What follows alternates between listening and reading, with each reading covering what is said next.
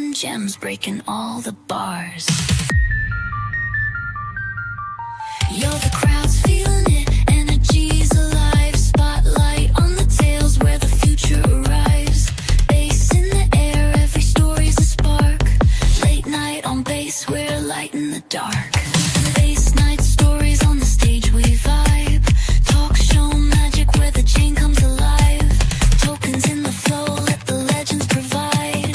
Late night on bass, we're taking it worldwide. Welcome, everybody, to another edition of Late Night on Bass. I am your host, your friend, your confidant on bass. My name is Bill the Bull, back at it today at the podcast studio. And today we are honored to have Tom Vieira from the Coinbase bass team on. And it's truly an honor, first of all, to meet you, Tom, head of product for bass.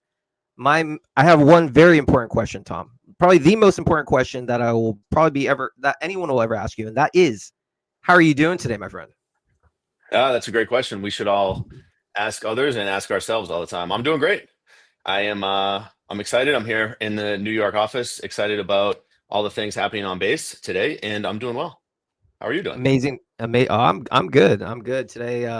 It's always a good day to build on base. Always a good day to talk to everyone that's building on base. But it's extra special for me to talk to the core base team. You know, I've had Jesse on. Now I have you on. And so thank you for taking the time. And for those that don't know, today Base released some very important news, which we'll get into. So the timing's perfect. It's all about, stage one decentralization. Really? But Tom, before we get into all that stuff, I'm excited because I'm obviously very bullish on Base. In case if people don't realize, my podcast, I could have named it anything, but I named it Late Night on Base because I saw last year in June. I'm a little bit late to the base game because I know you guys came out in August 2023 around that time. I got in around June 2024, and I just saw where things were going. And so I've doubled down, and now we're sitting today, and we have a lot of great news. So, Tom, if you don't mind, for those that, have come across this for the first time, come across you for the first time, if you don't mind, just talk to us. Who is Tom Vieira? Totally. So my name is Tom Vieira. I'm head of product for Base. And this really covers everything from, Base to chain to our smart wallet to our builder tools. So at the chain level, decentralization is a key pillar for us. And so today, getting to stage one, that's a big part of it. Also scaling, that's a big part of what my focus is at Base on the chain level. And then more innovation, speeding things up, certainly flash blocks coming. At the smart wallet level, building an account for everybody everywhere to use, and then our builder tools. So helping, builders build more effective, more valuable, more compelling applications on Base. So that's kind of from a professional standpoint, building the product management team here and DevRel, making sure that we're effectively executing and bringing great products to market that resonate with our customers. That is what gets me excited. So I have different startup experience in the past, both as a IC and as a leader, both on the engineering side of things and on the product side of things. And so, really passionate about two-sided marketplaces, that supply and demand dynamics. And as a engineer myself, love the opportunity that I get to build tools for builders. So a lot of our products are technical, although with the rise of AI and vibe coding, they're getting less and less technical. And really passionate about the coaching and like the development of the team under me and the other folks here and the culture that we're building on Base and for the builders that are building on Base. So that's maybe a professional snapshot. Also in my spare time, I like to do music. So have done a number of types of things. And lately, when I do have free time, I'm composing classical music for fun on the side. So that is a high level of who Tom is. Very well-rounded individual. I look forward, actually, towards the end, we're going to dive deep as to who you are as a person. I think one of the things with my podcast is that's actually one of my favorite parts of the episode, getting to know the people behind the show, because I know you have your own interests and you have a unique story. So I'm looking forward to getting into that. So Tom, let's begin, because today was big news. We had just actually maybe about 3 hours ago, Base just released that Base Stage 1 decentralization is here. Talk to us. What is it, and why is this so critically important? Yeah, well, one of the core ethos of crypto is decentralization, and this idea that we're building on open source, open standards, building these open markets that everyone around the world can participate in. And it's a really important goal for Base to continue decentralizing. This was one of our stated goals for 2025. And so, for those that aren't as familiar maybe with the kind of stages that we talk about, there's 3 stages. There's stage 0, stage 1, stage 2. So stage 0, you can also call this like full training wheels. Basically, you're a roll up that's, it's a layer 2 built on Ethereum layer 1. You're posting state roots back to layer 1, but there's not necessarily like a running proving scheme. And so what stage 1 brings is a couple key points. It brings the proving system live. So, permissionless fault proofs means that anybody can post a fault proof if they see something that happened, like an invalid action on the chain, they can post that and potentially help secure the trust and correctness of the network. The second main component is a security council that's in charge of, contract upgrades and these types of things. So now we have 10 independent entities from all over the globe that we selected from the Base ecosystem, from the broader Ethereum ecosystem, that is on the path if we want to change how the chain works. So now it needs Base to give a thumbs up, Optimism to give a thumbs up, and then a super majority of this security council of 10, globally distributed people and entities. The final stage on this vector of decentralization is stage 2. And so that's no training wheels. And so really the only point of a security council then is to adjudicate, meaning like to get involved if there is a bug with a proving system, or when you have multiple proving systems run, if these proving systems disagree on the state of the chain, that is the time when the security council can get involved. And so we're really excited for today's milestone to reach this stage 1 decentralization, because users shouldn't have to rely on any centralized entity, whether that's Coinbase as the operator of Base the chain or any centralized institution. And this is an important milestone, and we're going to keep moving down this path towards stage 1, investigating other proving systems and things of that nature to continue decentralizing the chain. Yeah, no, I think for those that maybe don't understand truly what decentralization is, it is very important news, and it's very critical. And it goes to the core ethos of you don't want to have one central authority dictate what you can and cannot do. That's why traditionally with banks and stuff, like you're at the helm of whatever the institution is. And that's why the rise of decentralized exchanges, after 2020, circa DeFi summer 2020, why did things like Uniswap and all those do well? Because it was the ethos of you own everything. They're just providing platforms, so you don't have to rely on a centralized exchange. So the fact decentralization is now, Base is now stage 1. It's a critically important deal. So first of all, I just want to say congratulations, because I know that that's not an easy task to get to. Yeah, totally. And, decentralization, it's kind of one of those things that to a lot of people, it doesn't matter until it does. It does. Right. So, think of a content creator who has maybe been deplatformed, or a business owner who has been debanked. And, we don't really think of our relationship with our bank in such terms. But I saw a metaphor, which I really like, which is to model it as a 2 of 3 multisig. So basically, your bank account is a 2 of 3 multisig between you, the bank, and the government. So you can't really do anything big without 2 of 3 saying okay. So it's a 2 of 3. So, you and your bank, if you want to make a big transfer, you go and withdraw the money, they say it's okay. If your bank does something untoward, maybe with FDIC insurance, it's you and the government. But then there's also the one that, does come up sometimes, which is you didn't want your money to move or go somewhere, but it's the bank and the government that are able to do it. And so this type of way to multi-sig model how this fits together, I think is a pretty good thing to think about as we think about decentralization as just a core kind of principle that we're trying to build this new economy that increases economic freedom around the world. That's really the mission here, and having it be open for all and censorship resistant is a really, really key tenet that it just won't work without that.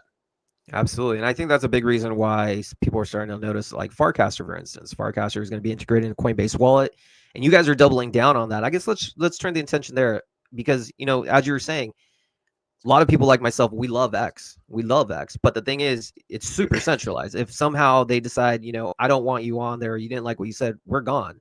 But that's where things like Farcaster have a massive play, and you guys are doubling down on that. So Tom, talk to us about why, maybe you can talk about this. Why is Farcaster so important to what Base is doing? Yeah, the idea of Just to kind of zoom out, think about how much more of the world's activity and especially the world's social activity happens online now. So from, like Web 2 and maybe the 2005, the rise of this, it really changed the game for how we interact. And, today we have communication tools and ways to connect with people all around the globe that people from just a few generations ago would think is like, almost unimaginable. So much power with these tools, but also so much limitations on what they can do. And I mean, even thinking back 10, 15, more than 15 years, Twitter, now X, has had issues with their API access. So it's kind of like a long running thing with developers have API access, not even to write, but just to read. So just access to this social graph is something that is controlled by a centralized party. And, the incentives are such that it makes sense for Twitter to want to keep, or X now, to, it was unregretted user minutes. Now I think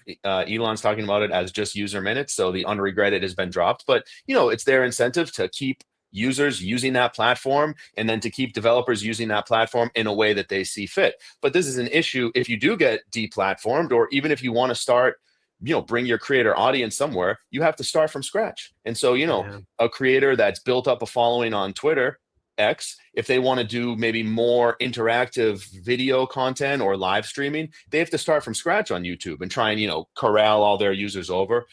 One of the most compelling things about Farcaster, big fan of the team, big fan of the vision. It's that it's an open social graph that anyone can pull from, can read from, can write to, and it's really a great base layer, no pun intended, but it's a great foundational layer on which to build, social apps, social mini apps, which maybe we'll talk more about, in these types of new types of product experiences. So very excited to bring Farcaster and Coinbase Wallet integration together as another great example of a decentralized protocol on which we can build.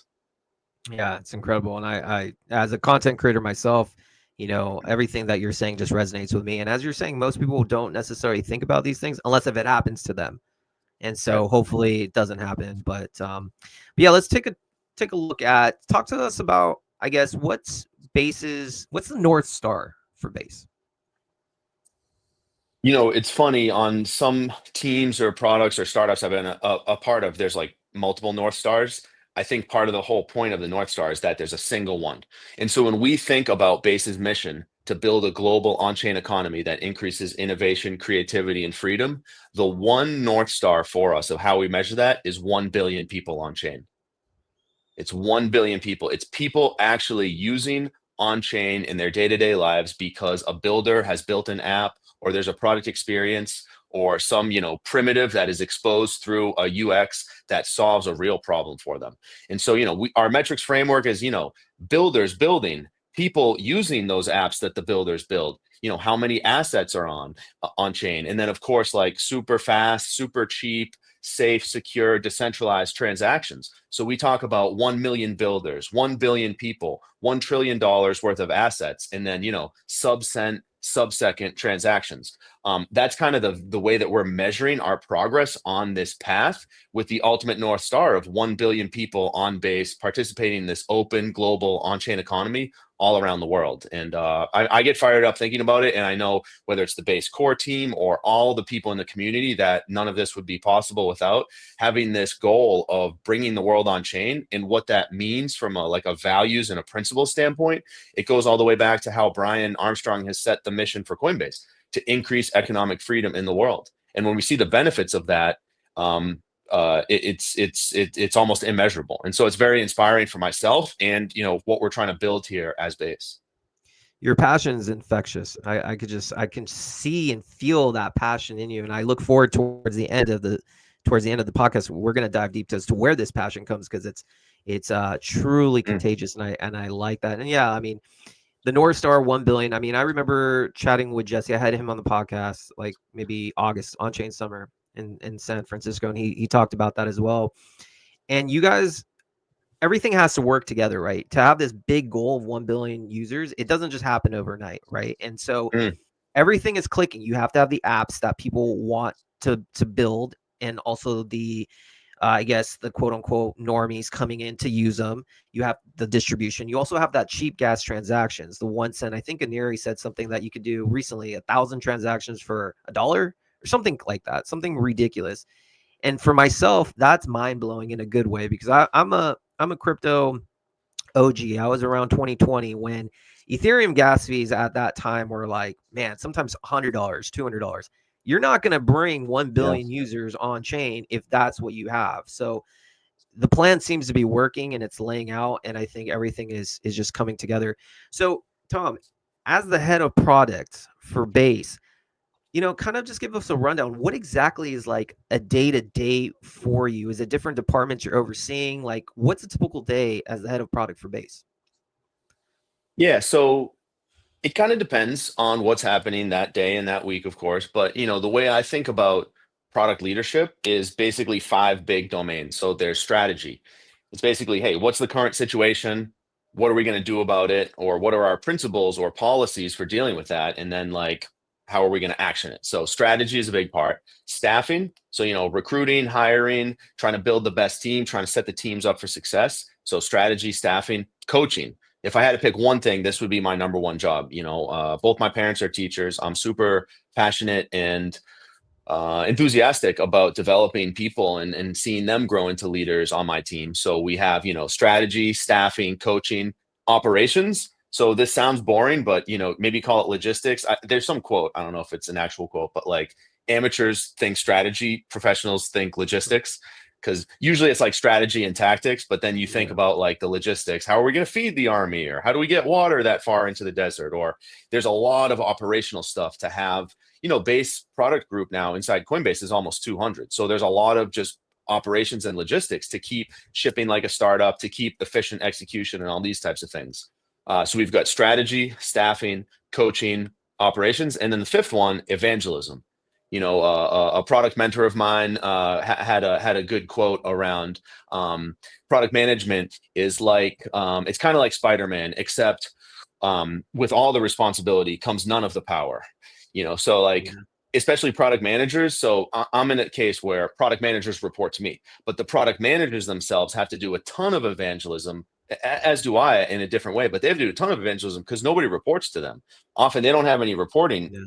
authority. So, they partner with a designer and with an engineering manager or a tech lead, and then a number of engineers. And so they're trying to solve unmet needs on behalf of the customer or the user or the business, but they have to evangelize what they're building. And the best engineers will hold product managers kind of accountable. Like, why are we building this? Where's the data? Where's the qualitative user research? And so I think about this evangelism, it really never ends. Whether it's Jesse out there evangelizing externally the benefit of on chain, and trying to get new Web2 developers excited about building, or internal evangelism, that's another really, really big part of my role. So a balance between those five big domains, and it really depends if it's quarterly planning time, maybe more on the operations side, if it's the kind of visioning time on the strategy side, and then staffing and coaching and evangelism is always on every day type of thing. Seems like there's never a dull day in the life of Tom. Yeah, never a dull day. Never a dull day. My home office is about 10 feet from my couch in my living room. And so it's like a good spot. It's a standing desk, but it is close. And so I think my next spot, if I'm going to continue working from home, I need to get some stairs in it, because then, there's the stairs, then you're here, Yeah. then you're there, and kind of a little Yeah. bit more separation of I, concerns, if you will. I love it. No, but I also do like the fact that you hit on teaching is your most favorite thing to do, and I love that, because we need teachers in this space, especially product Mm, builders. They need someone to learn from. Kind of one of the things that I do with my podcasts and stuff. In a way, I'm teaching people. I get people on to. My goal is to bridge the gap between builders and the consumers and let them know what's going on, because people have a story to tell. So in a way, I'm trying to help teach. Maybe I'm not the teacher, but I'm facilitating it. So I do really mm, respect that about you, Tom. Before I get in, I'm going to start the love it. questions on you, because I'm so excited to talk about music. But my last question when it comes to the bass thing would be, 1 year from now, let's think. Maybe you could share something. Maybe you can't. I don't know. Whatever you can share. Let's imagine today is April 29th, 2025. What does April 29th, 2026 look like for bass in an ideal world? Yeah. Let me think about that a little bit. Wow, the idea of that 1 year vision, it's really exciting. We do some you know, 12-week vision. It's kind of vision. We do some 1 year, and we do some like 3 year, 3 to 10 year time horizon.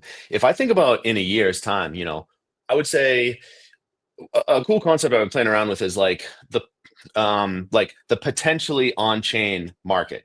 So think of Mhm. like all the actions you took yesterday on your phone, whether it was doing something cool, claiming your staking rewards or making a swap or something like something on chain, or it was unfortunately sending a friend a Venmo. So you did a payment through a centralized off chain thing, or maybe it was ordering some food on Uber Eats or ordering an Uber. I would be very excited, and I believe this will be the case, that a much higher percentage of the actions that you take in your day-to-day life on April 29th, 2026 that are potentially on chain will be on chain. And so when I think about like economic use cases or moving money around or commerce, a lot of the building blocks that we've been building over, all the time that we've been in crypto, and especially coming together now, like a really performant, easy to use, simple, powerful, flexible smart wallet for managing your financial life, that lets you just sign in everywhere around the internet and pay for things, and really, really simple onboarding, but also power features for power users. That's a big component of it. Way more builders building, tapping it. Like imagine how good generative AI is going to be 1 year from Yeah. now. And the idea of like, let's say there's 25,000 on-chain developers today, roughly. Let's say there's 25 million software developers today, roughly. I think there's like 2 orders of magnitude more people, let's say a few billion people that have an idea for an app, but don't have the technical skills or connections to build it. And so my vision, our vision for Base 1 year from now is that a lot higher percentage of those people can build apps through vibe coding, through different types of tools that are tapping into what on-chain building blocks uniquely do. That's a big part of it. And then down at the chain level, so kind of talked about the smart wallet, kind of talked about our builder tools and how much more accessible we want and more widely adopted we want those to be. Down at the chain level, we are marching forward, like evaluating other proving systems, and including not just other like Go or now Rust based optimistic proving systems, but also zero knowledge validity proving systems. So that's an exciting thing to think about. And block space throughput, we're going to 32.5 megagas per second this week. I envision it being a lot higher next year to support low transaction costs for so much more of these potentially on-chain actions to happen.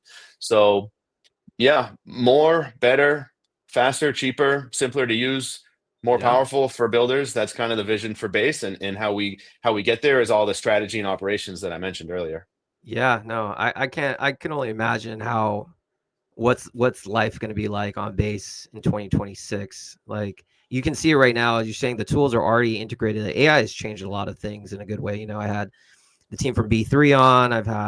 Mm, I've had Farcade on. I've had O'Hara on. All these great nice. projects who are utilizing the tools that allow people to come on and build stuff without having any coding experience. So I can only imagine what a year from Yeah, now is. The tools are going to get better. AI is going to get better, and you guys will be the number one layer two. Well, you guys already are, in my opinion, but establish themselves to finally get the goal of progressing to get the 1 billion users on chain.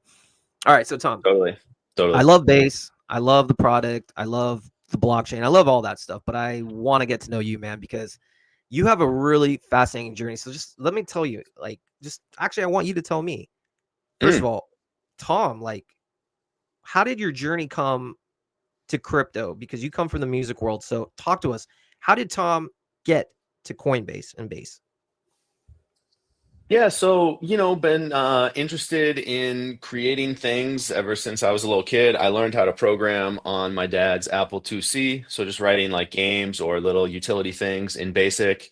It actually didn't have a mouse. I mean, like mice were out at the time, but I was using his. It didn't have a mouse. It was like a green screen, so something you'd see in like a cool 80s or 90s hacker movie. Kind of building things on that, and then really got into like HyperCard, and I was like building apps and games in HyperCard. So always been interested in that, and then very much got into music. I played drums and keyboards or piano in a number of like rock and metal bands. Have done some electronic music, some world music, even some hip hop, different things. And, really just a through line through all of that is loving to create things and to just make things that didn't exist yet and share it with people and see what resonates and just kind of explore and kind of push and be out there on the edge of what's possible. And so, during the 08, 09 financial crisis, following that along, got pretty interested in, Austrian economics and just thinking about, um, like sound, money, and those types of things. I will admit I'm a reformed gold bug. So not that I don't like gold, but that was more what bit me then. And I did buy and spend my first Bitcoin in 2011. Unfortunately, didn't keep any of those. I got my first Doge in 2013. So I've been around the space, but I will admit that even through like 2017 and the ICO boom, I didn't really look at Solidity and like smart contracts from first principles. And like when I finally did, and to my shame, later in 2020, seeing DeFi summer, and then early 2021, I really took a hard look at the technology. At the time, I was leading product for a two-sided marketplace in kind of the Web 2 world, but I was like, man, this is crazy. And so I really got bitten by like, what can I build with this? And especially with my musician and my music side of what I enjoy, I was looking at smart contracts as a way to have better coordination, have better funding mechanisms. I'm excited by some of the experimentation around content coins that we've seen and different things of that nature, because I think like royalties and provenance are areas that haven't been solved for like creators or musicians, creative craftspeople to sustainably ship creative work and share that with the world. And so to kind of round out the story, long story short, I took like a year and 3 months sabbatical to learn Solidity. I did the Securium boot camp. I really got back into coding, contributing at different hackathons and DAOs and kind of protocols. I thought that would make me a better product leader to like really learn how the technology works, including sharp edges or deficient areas of it. And I was particularly drawn into the kind of protocol systems, smart contract design pattern space. So yeah, then ended up linking up with a co-founder where we were working on an on-chain options protocol. The timing ended up not being great during 2023 with like all the market action that had happened in the past 12 months, and then historically low volatility in terms of doing like calendared options. But then saw Jesse had put up a role for head of product, and I think it tapped on a lot of things, those kind of strategy, coaching, all that type of stuff. But the idea of a two-sided marketplace that we're trying to grow and kind of steward and shepherd these like builders, creators, developers, and then the demand side, and making it all work together, that really resonated with me, with both my interest in crypto and blockchain and my background, leading product and coaching teams for a two-sided marketplace. So it ended up being a good fit. So I've been here maybe like a year and a third now, joined at the beginning-ish of 2024, joined the base core team. Seems like you are enjoying yourself, and I think your energy and your passion is there. But let me ask you this: so you're from a music background. What would you say is the biggest problem musicians have going on? Is it the royalties? Is it like, what do you think is the biggest issue that they have that being on chain can help solve? It might depend which vertical or like genre. Yeah, I think there's very different challenges facing different areas or corners of music. But maybe to speak generally, the idea that a Spotify stream is worth less than a penny, and the idea that as consumers we get access to basically the history of recorded music for $10 or $12 per month.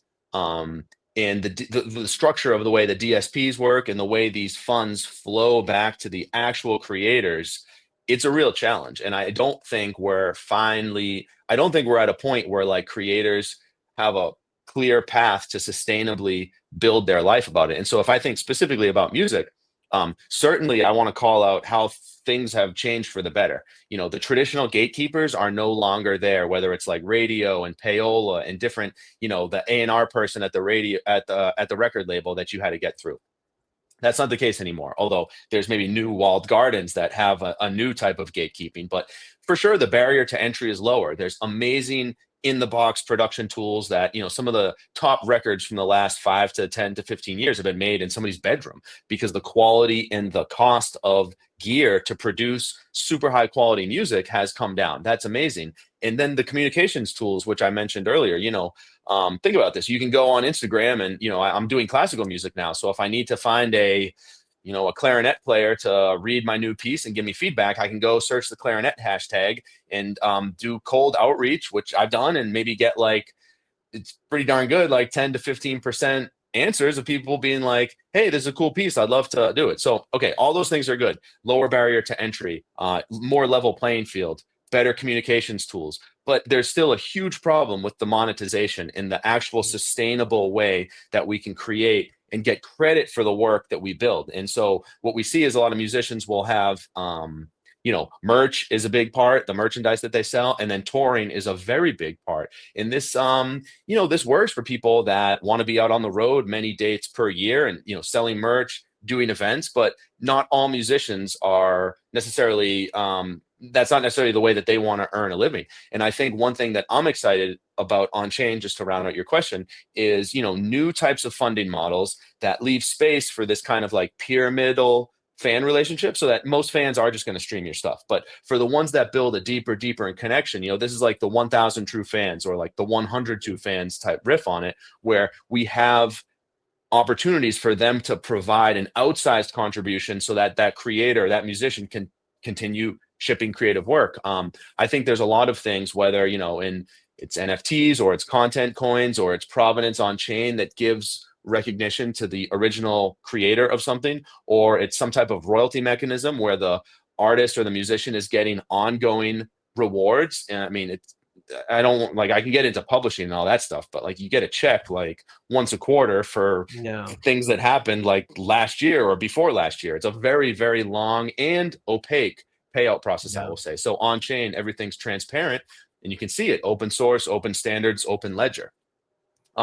So those would be a few things that I'd call out. And then, one thing that maybe your listeners will like is, I'm a pretty big fan of Seth Godin. I've loved his writing over the year. He put out a banger book in 2020 called The Practice, which actually was really influential. I read it twice right when it came out. I really enjoyed it. And it's all about shipping creative work and about building, he does these great riffs. It's not minimum viable product. It's the smallest viable audience. And so basically find the smallest viable audience, connect with them, make a change in their world through the creative work that you do, and find a sustainable way. And I think on-chain, smart contracts, blockchain, and certainly everything we're doing at Base, Coinbase Wallet, is a path for creators to more sustainably ship their creative work. And I get really enthusiastic thinking about how this is a big part of bringing a billion people on chain, is solving some of these problems. No, absolutely. I think on-chain ownership is the conduit to really incentivize creators to come into our world, because now you can actually own, instead of the traditional gatekeepers owning your own work, you now have on-chain ownership. And as you were saying, you have distribution to anyone around the world that's in the on-chain blockchain space.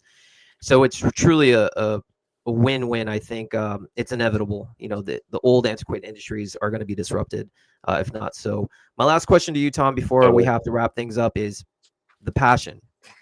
As I told you earlier, you can just feel that passion, and I love it. As a entrepreneur myself, you're an entrepreneur. We're all entrepreneurs in some way if we're building on in this wonderful world we call crypto.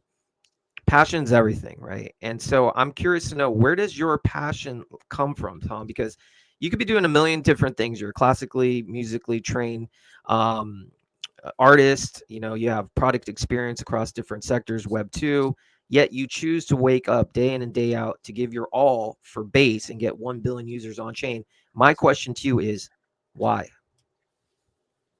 Where does passion come from? That's a poignant question. I don't know if I'll have a good answer, but I can think a little bit. I think from one point of view, what you're passionate and enthusiastic about, you don't have any control over. It's like I don't know, like why are I'm making this up. Why are you interested in ancient Greece and I'm interested in dinosaurs? Like, I don't know. Or like why does somebody like pirates and somebody else likes skiing? I don't know. Like sometimes it's unclear what you're drawn to. But I think from another point of view is like, there's like, do what you love or love what you do. And like, do what you love is kind of hard, especially when you're starting out. Who knows what you love? I don't know what I like. It's actually kind of crazy how we make people decide where they want to go to college and what they want to study for the rest of their lives so early on, versus just having some experience and seeing what you're good at. I've always taken an approach of kind of like, love what you do. And so whether you're like the janitor or the CEO, if you bring like a craftsperson mindset and like that day one mindset, or like in martial arts, maybe you'd call it like white belt mentality. It's always day one. Bring that humility that you want to get better at what you're doing it actually starts to become pretty enjoyable, whatever you're doing. And like that idea of like loving what you do and then getting better at it, expanding your circle of influence, the more impact that you can make, expanding your circle of connections.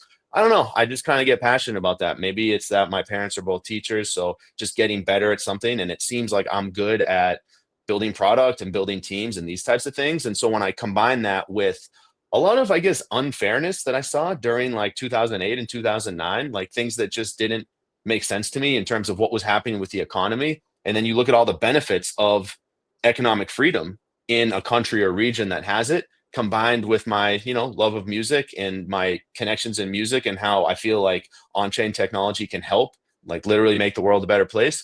I don't know, that all kind of combines and conspires to, this is such a good answer, the power is shutting down. No, You're like turning the circuit board off. Yeah, or it's such a long-winded answer. It's no, but yeah, I think that all kind of combines into a pot or a vat where I'm very passionate about what I do. I'm very, very, very grateful and fortunate to work with such an amazing team at Base and with such an amazing community of some of the builders that you mentioned, the people that are fans of Base and seeing what we're doing. When we did Based around the world, we literally circumnavigated around the globe from Kenya to India to Thailand to Singapore, Malaysia, Philippines. There was other stops we wanted to go that we just couldn't make it. Seeing people all around the world passionate about similar types of problems that can be solved with this technology, that's very inspiring to me. So I think that's where the enthusiasm comes from. And I think it's a necessary ingredient to make a change in the world, because it's pretty hard to do all this work and actually do it well. It's a critical ingredient. Never lose critical. the passion. Never lose the passion, Tom. It's a unique, rare gift, and I truly love the passion that you bring. Tom, any last Thank you. words? Any last words to my audience about Base? The floor is yours. So at Base, there's something for everyone. If you're on this kind of creative side, we're trying to create more opportunities for creators to ship creative work. If you're somebody with an idea for an app, we're seeing mini apps really take hold on Warpcast, other platforms, Coinbase Wallet, excited for you to be able to build.